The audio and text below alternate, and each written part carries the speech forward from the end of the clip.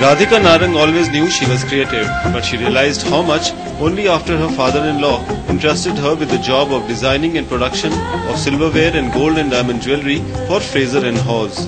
Radhika did not hesitate to take up the challenge and soon realized that she found fulfillment in her designs, and she passionately ensures that each of her designs are practical.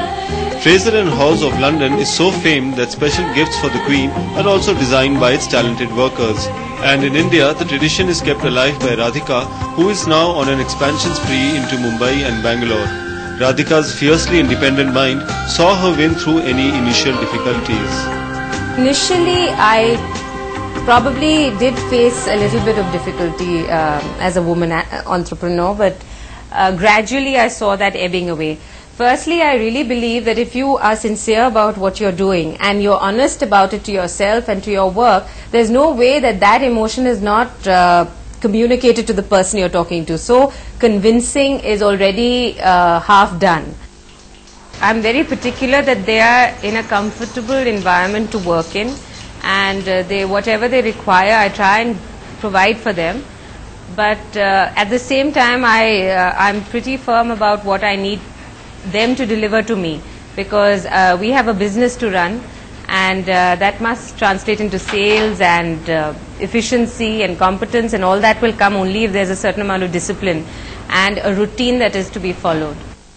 The fact that I want Frazer and Haws to be really on top of everything and every other company that deals in the same line of products is what really drives me on to create new things, think of new ideas and innovations, think of new combinations that I can use with my silverware, like leather, terracotta, and things like that. So it's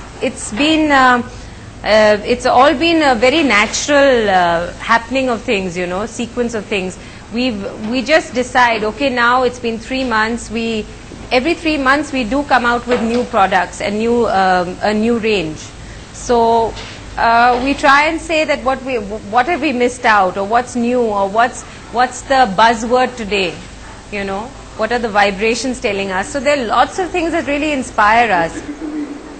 Practicality in a design. I mean, I don't think it's admirable creativity if you are not able to wed it with practical solutions to the design. I mean, how are you going to use it?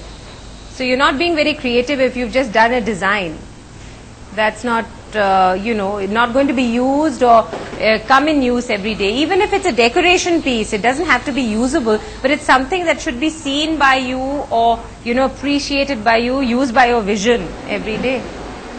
I think it's very important for a woman to have a professional life. I never realized the value of it till I'd actually gone into it in such a big way.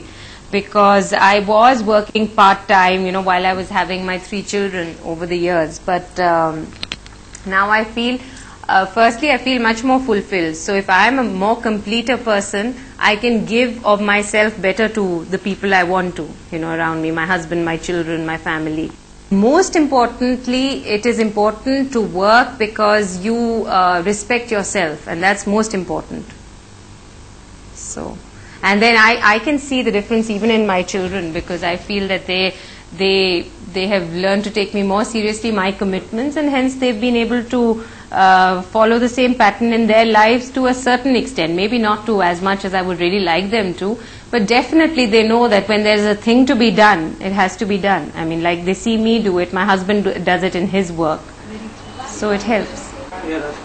I think it is unfair to expect so much out of a woman. Because and I think it's very prevalent that it is very easy to overlook the fact that the woman has also had a tough day at work, and she might also require a wife.